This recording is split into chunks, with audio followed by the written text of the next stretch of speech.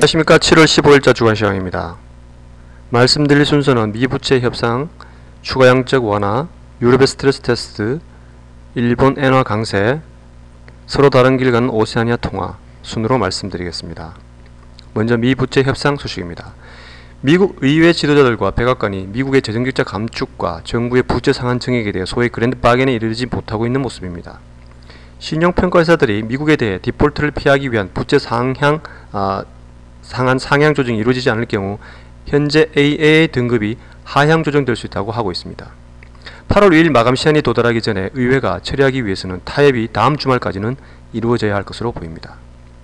타협이 이루어질 때까지 미 달러는 그 지위가 불안하며 안전자산, 특히 귀금속, 스위스프랑, 일본 엔화들에 대한 수요가 견조할 것으로 보입니다.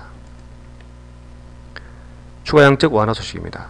지난주 13일 수요일과 목요일 이틀간 버냉키 의장의 의회 증언으로 시장이 출렁이자 혹자는 미 연준 버냉키 의장이 지난주 시장에 혼란을 던졌다고 말하고 있으나 추가 양적 완화의 가능성을 준비하고 있다고 한 것은 지난 FOMC 정책을 되풀이한 것 이상도 이하도 아닌 모습입니다.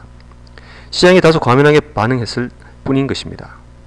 지난주 버냉키 의장의 증언과 시장의 움직임을 살펴보건대 미 연준이 추가 양적 완화에 나서기 전에 2 내지 3개월 동안의 경기지표를 살펴볼 시간이 필요할 것으로 보이는 등 소위 QE3가 그렇게 빠르게 나타나지는 않을 것으로 보입니다.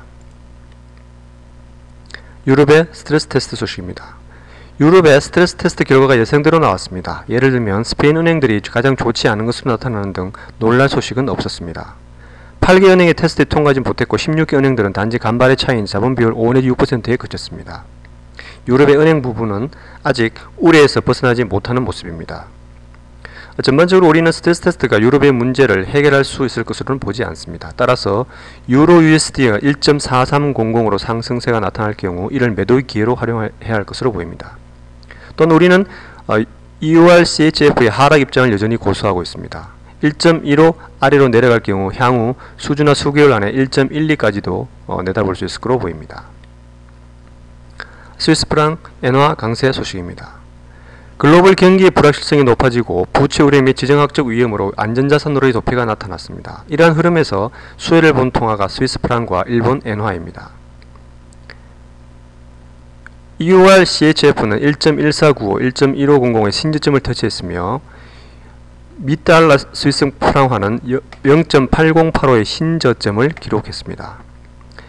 엔화도 상승세를 나타내 US달러 JPY가 78.4550까지 하락하며 지난 3월 17일 76.25의 신저점을 기록한 이후 가장 낮은 수준을 나타냈습니다. 이렇게 통화가 강세를 나타내자 양국 정부에서 시장 개입성 발언이 나타났습니다.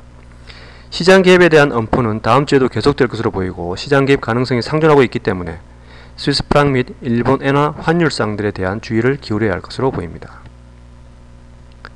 다음은 오세아니아 소식입니다. 키위 즉 뉴질랜드 달러가 고구 행진을 지속하고 있습니다. 미달러 대비 뉴질랜드화는 수년 내 최고치를 경신하며 0.8500을 상회하는 모습이었습니다. 그러나 호주 달러는 미달러 대비 1%의 하락세를 기록하는 등 오세아니아 인접국 간에 서로 다른 행보를 보이고 있습니다. 이는 서로 다른 경제 상황이 만들어낸 결과라 할 수 있겠습니다.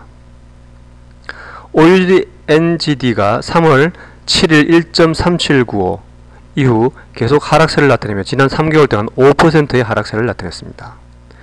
기술적 분석에서도 중기적으로 OUD NGD의 약세가 지속될 것으로 전망되고 있습니다. 지난 2008년 10월 저점에서 시작된 주요 상승 추세가 돌파당하는 모습을 보였습니다.